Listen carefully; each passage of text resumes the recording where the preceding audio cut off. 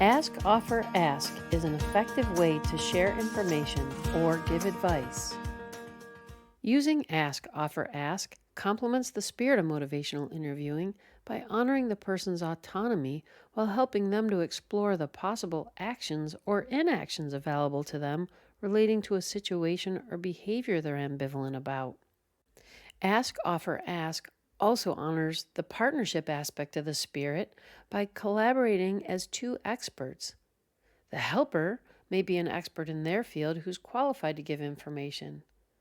The person is an expert of themselves. They can decide whether they'd like to receive or even use the information you provide. As the name of the strategy implies, ask, offer, ask can be broken down into 3 stages. The first is checking in about what they already know and asking permission to give the information before you offer it.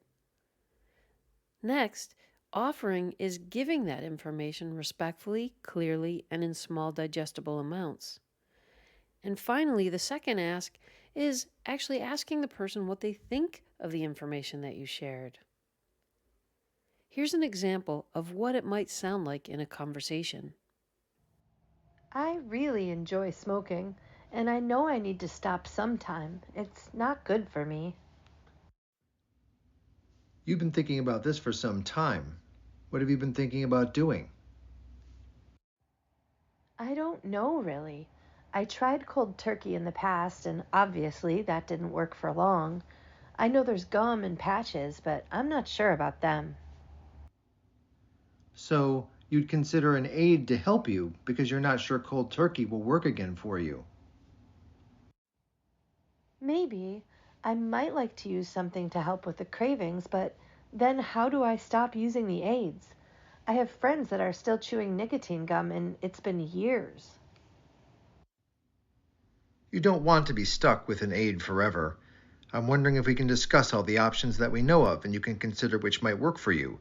Would that be helpful? Yes, I'd like to know more about the side effects and how long I'd have to use the aids. I'll share some pamphlets containing helpful information with you.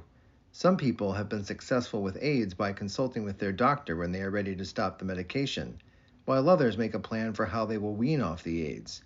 You can read and research more about these options, and we can discuss next time we meet. How would that work for you? In the first stage, we have 2 options. Option 1 is asking permission to give the information and advice. Is it okay if we talk about?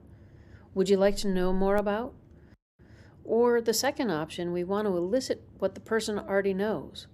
What do you know, or what have you been thinking about?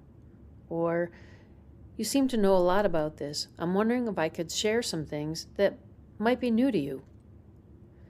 It's important to remember to pause and wait for the person to respond to your questions before diving in and giving the information.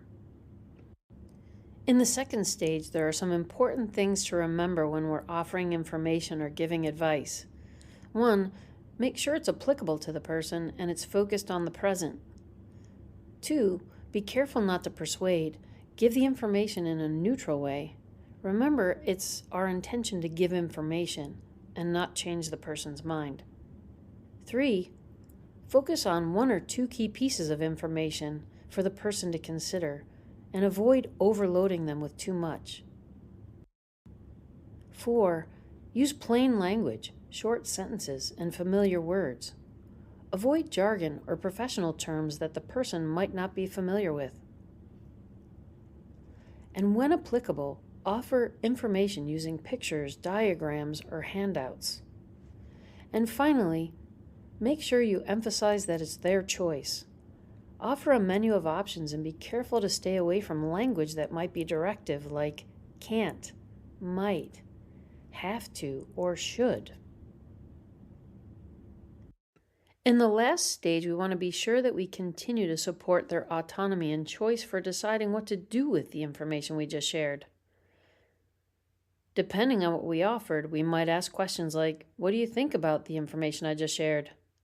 Or how does this information relate to what you already know? What do you think you'll do with this information? Or what else might be helpful for you? What do you think about ask, offer, ask? How might this fit in conversations that you have when you want to offer your thoughts, advice, or information to someone?